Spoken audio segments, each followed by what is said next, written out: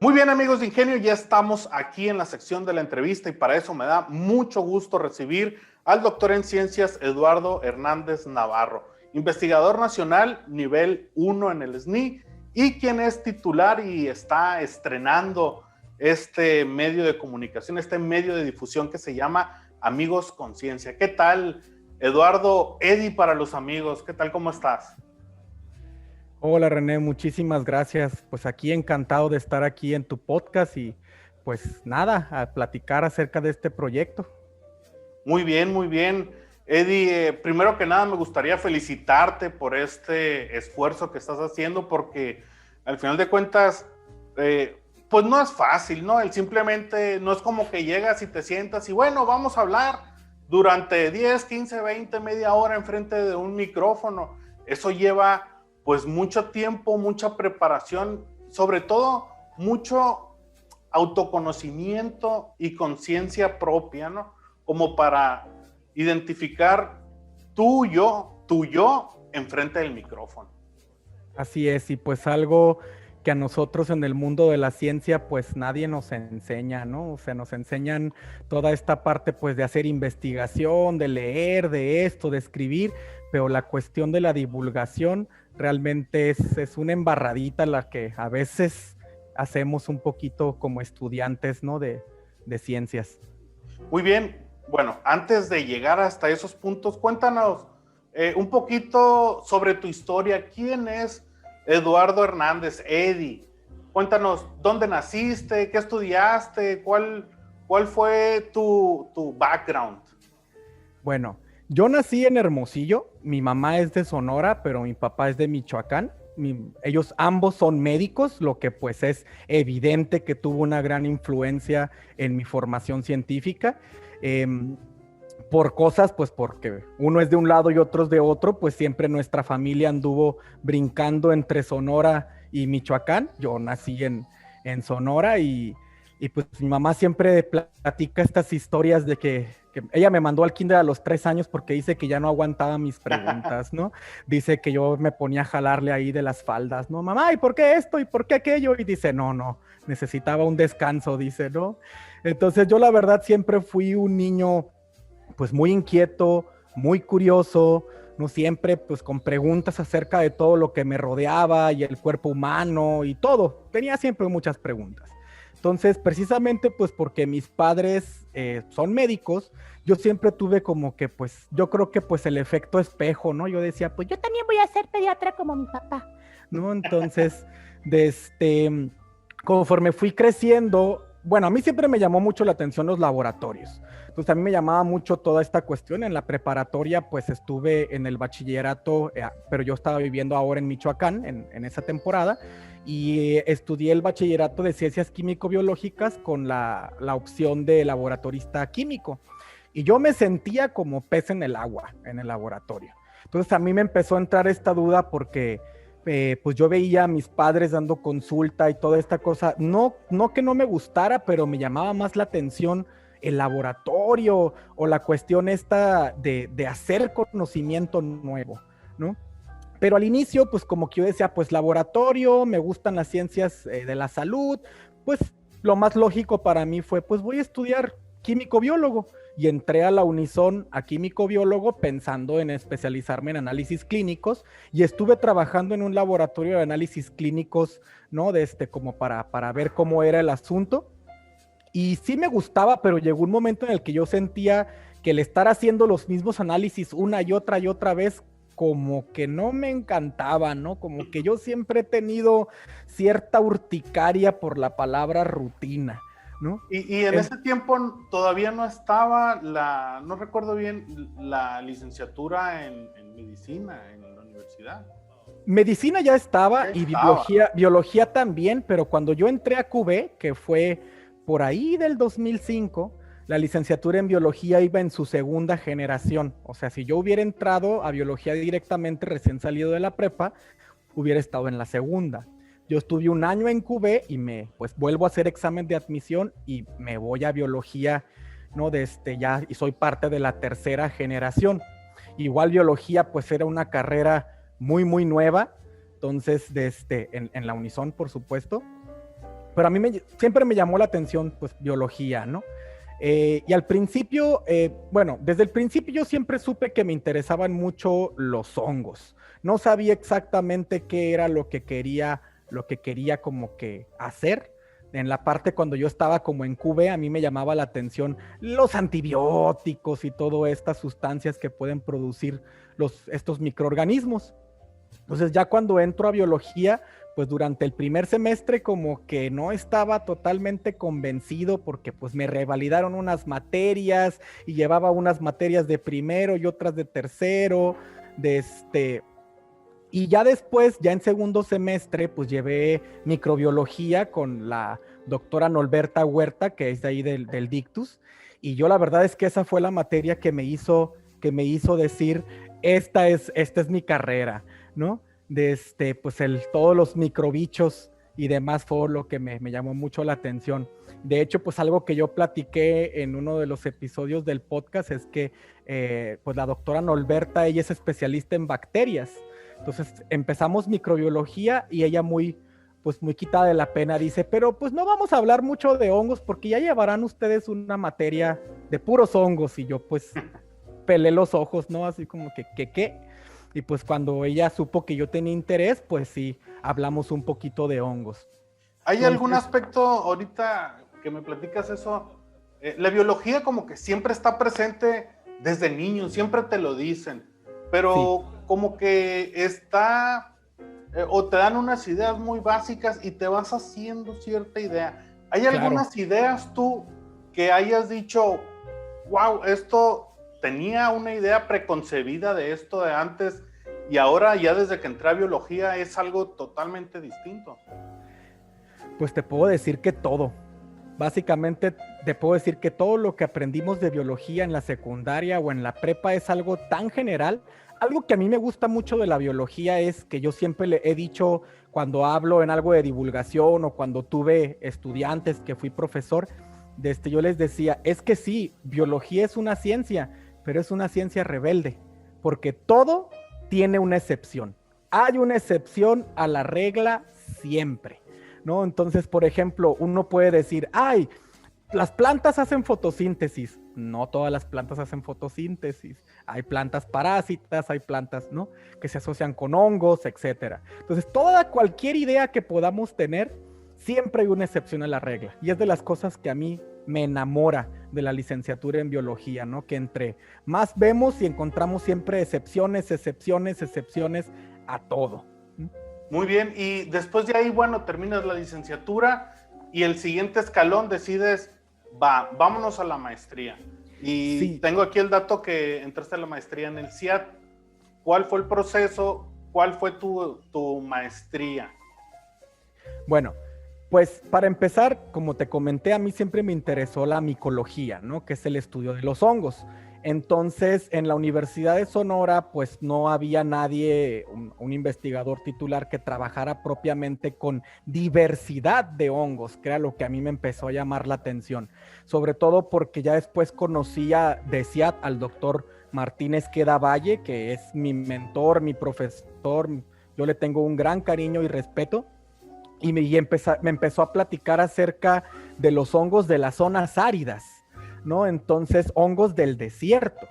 Entonces, como que de entrada uno dice así como que achis, los mariachis, ¿no? Como que hongos en el desierto, ¿no? Y después vas viendo que tienen formas muy diferentes a las formas que nosotros tenemos en mente sobre los hongos. Entonces, durante la licenciatura, aunque yo estaba en la Unison, mi tesis la hice bajo su dirección en CIAT.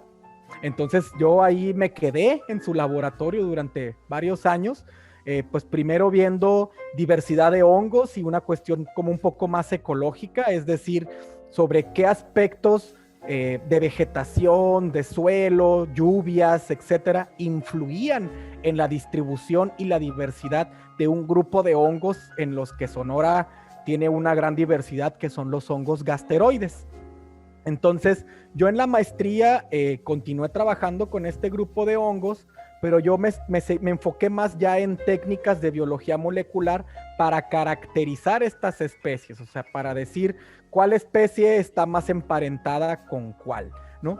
Y eso lo continué también en mis estudios de doctorado, pero en esta ocasión realicé yo estancias de investigación en el CICI, que es el Centro de Investigación Científica de Yucatán, bajo la codirección del doctor Felipe Sánchez y la asesoría del doctor Humberto Ramírez, que él es bioinformático, o sea, él me ayudaba a entender estas relaciones utilizando secuencias de ADN, ¿no? Analizando estos pedazos, digamos, de ADN, como decir una prueba de paternidad, más o menos, ¿no? Para entender quién es pariente con quién, ¿no? Y tuvimos la fortuna de que durante los muestreos y también revisando material de herbario, es decir, material que ya tiene colectado años, ¿no?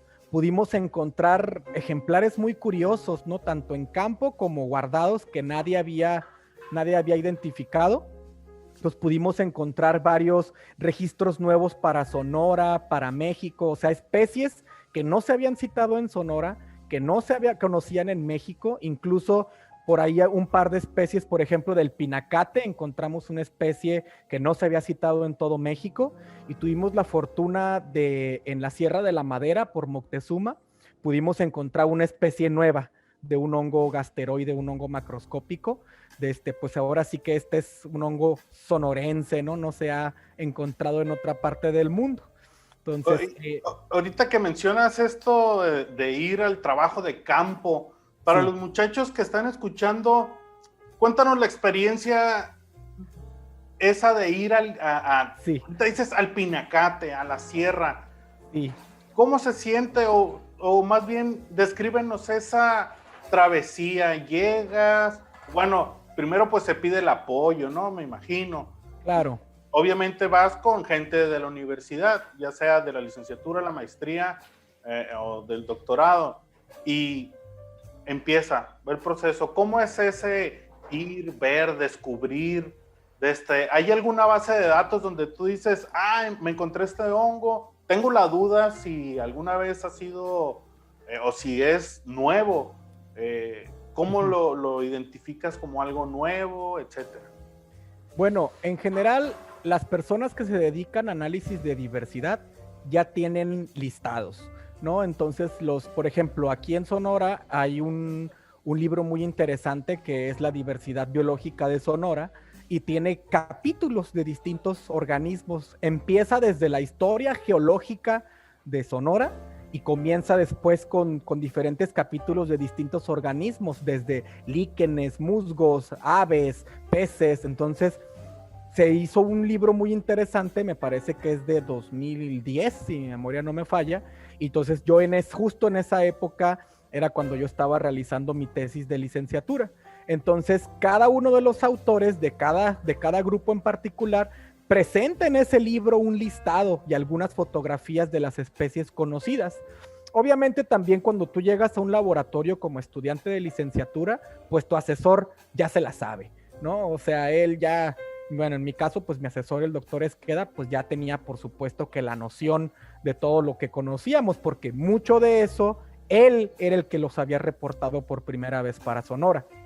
Otros trabajos fueron de los 60s, de los 70s, ¿no? O sea, unas cuantas colaboraciones nada más. Entonces, la primera vez que yo fui a campo a buscar hongos, pues fue durante la licenciatura en la materia, ¿no? de micología con el maestro en ciencias Aldo Gutiérrez, que él también está en CIAT, pero nos daba clase en la Unison. Pero ya después, ya como estudiante de licenciatura, pero como tesista, ya eran específicamente pues para tus muestreos, ¿no? Entonces pues primero era definir un área de estudio, ver los objetivos que teníamos. Entonces en particular, yo la verdad es que yo siempre me colaba a cuanta salida de campo hubiera, ¿no? O sea, si había un espacio en la camioneta, yo me lanzaba, ¿no? Con permiso. Entonces eso me dio oportunidad pues de conocer muchas partes de Sonora. Incluso mi primer muestreo en realidad como estudiante de CIAT, o sea, pero de tesista de licenciatura, fue en Chihuahua, O sea, realizamos un muestreo por todas las planicies del desierto de Chihuahua y encontramos cosas muy interesantes, pero yo enfoqué mi tesis ya, es una zona, pues el kilómetro 100 de la carretera Hermosillo-Yécora, que es una zona muy interesante porque es como un ecotono de distintos ambientes y también salieron especies muy, muy interesantes. Al principio creo que lo más curioso es que cuando vas a una zona árida y vas buscando hongos, creo que todos estamos esperando encontrar champiñones y casas de pitufos. Sí, pero o sea, todo el mundo piensa en champiñones, pues, o sea, cuando hablas de no. hongos.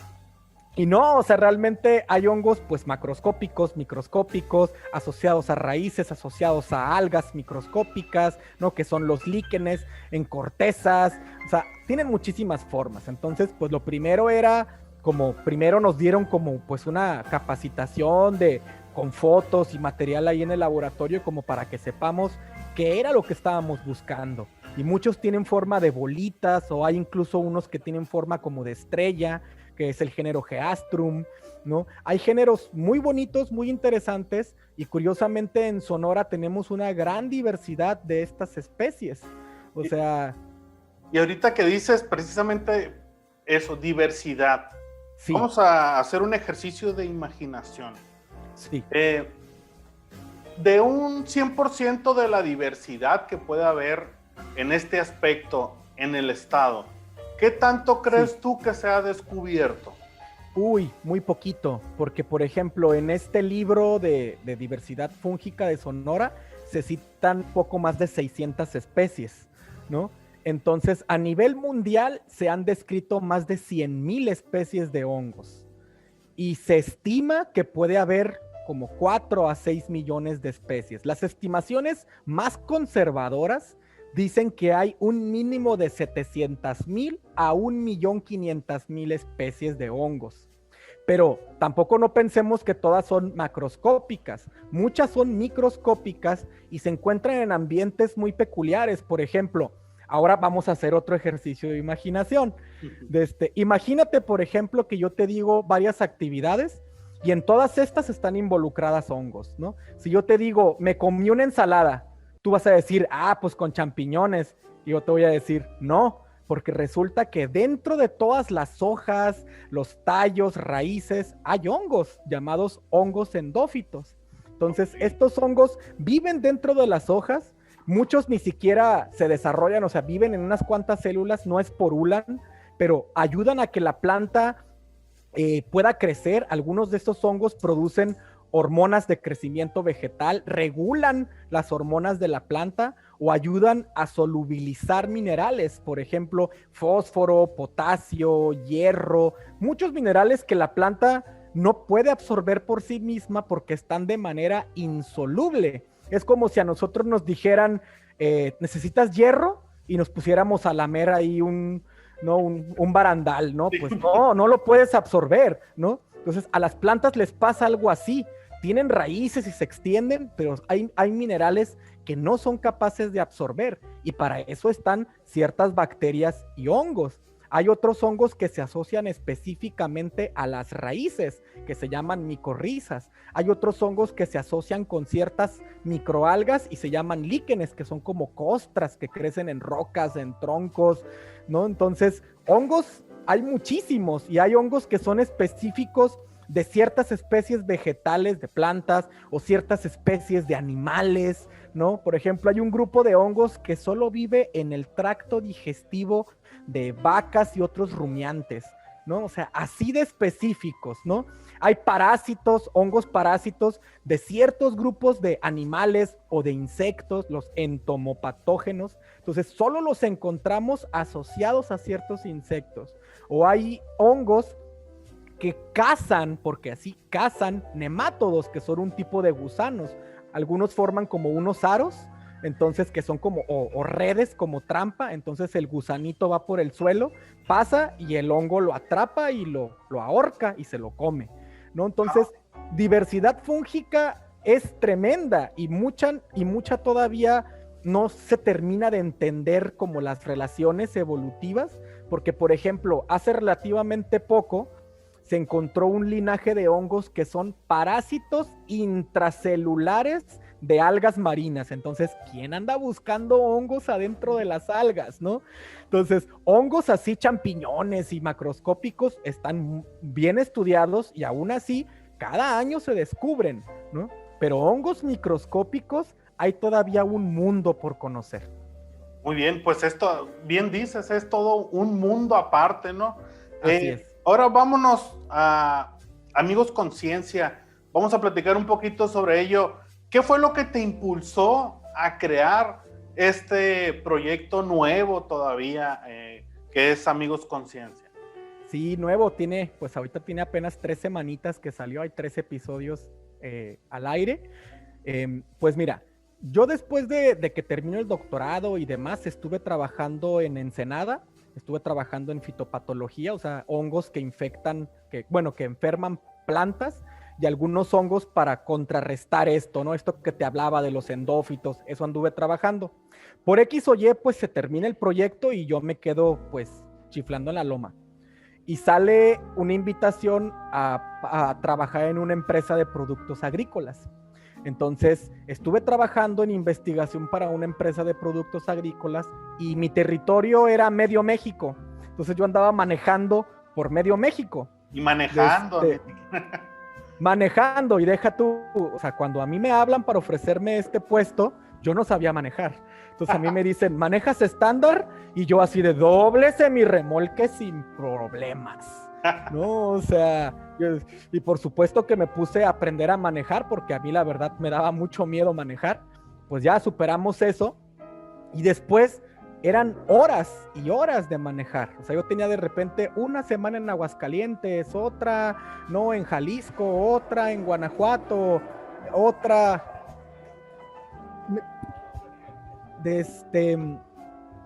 en diferentes partes. Entonces me tocaba manejar durante horas. Entonces al principio pues música, ¿no? Pero más adelante la música ya no me ayudaba a mantenerme despierto. Ya no es suficiente. Exacto, entonces empecé a escuchar podcasts, muchos podcasts de diferentes temas, ¿no? De arte, de muchas cosas diferentes, ¿no? Yo empezaba a pensar, bueno, pues puedo usar este tiempo para aprender algo.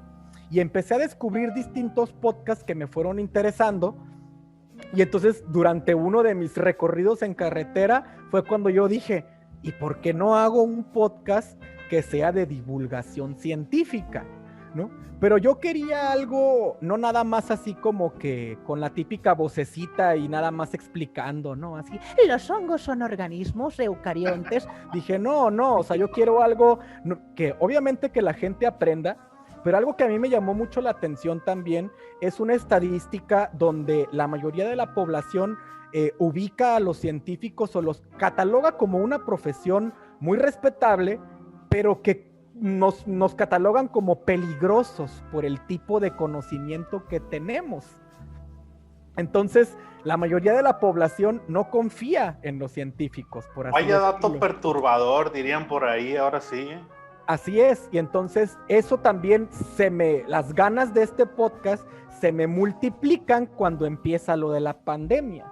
Entonces, a través de todas las redes sociales se empezó a inundar de publicaciones falsas, de pseudociencia, ¿no? Incluso, por ejemplo, cuando empezó lo de la pandemia, pero antes de que declararan el encierro, yo estaba en Hermosillo y iba en un Uber y me empieza a decir el Uber, es que yo vi un video que el COVID, dice, el COVID es de laboratorio, es un híbrido de VIH. Y yo así como que, ¿what?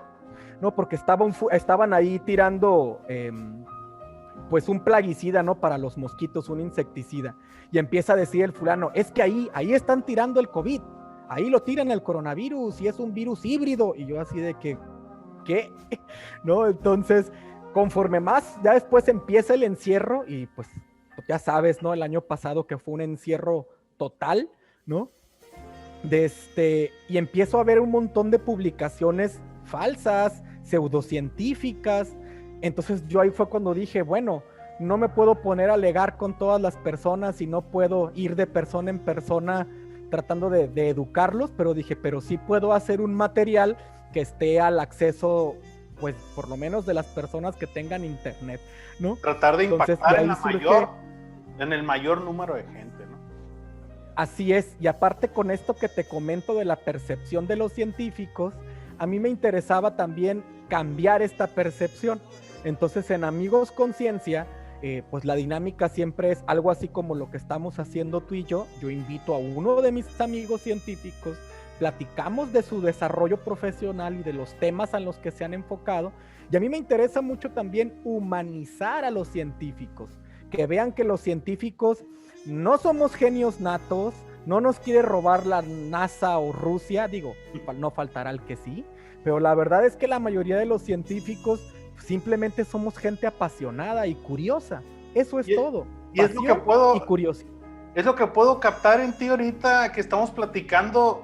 Yo creo que la característica número uno es la pasión que tienes hacia la biología, en específico hacia este mundo de los hongos. Es, bien dices, es gente apasionada. Ahora se les dicen, en lugar de apasionados, se les llaman geeks de X. Algo hay de eso. Antes se les encasillaba en la informática o en acá, pero ahora son geeks, ahora son frikis de X tema, ¿no? Sí. Coméntanos, antes de que se acabe el programa, ¿cómo te podemos encontrar? ¿Cómo te podemos escuchar? ¿Dónde? ¿Redes sociales? Etcétera. Sí, pues me encuentran en Facebook o en Instagram como @amigosconciencia. El podcast lo pueden encontrar en Spotify, en Google Podcast, en Anchor, y ahí de Anchor se jala a varias plataformas, y está igual. En Spotify buscan Amigos Conciencia y les va a salir. El logo son como un par de manitas con unos matraces chocando, ¿no? Así como si estuvieran brindando. Entonces, ahí nos van a encontrar. Estamos ahorita sacando un episodio nuevo cada sábado. Entonces, cada sábado hay una plática pues con diferentes científicos de distintos temas. Ya tenemos varios episodios grabados, ya están agendados, van saliendo cada sábado, y estamos tratando pues ahorita de ampliar también, pues porque pensamos que la ciencia es nada más física, biología, ¿no? Pero pues las ciencias duras, pero exacto, va más allá. Pues, exactamente. Entonces, pues ya tenemos algunas pláticas grabadas pues con biólogos, químicos y demás, pero también físicos. Ya invité a un economista, un psicólogo. Entonces vamos a tratar de hacerlo más amplio.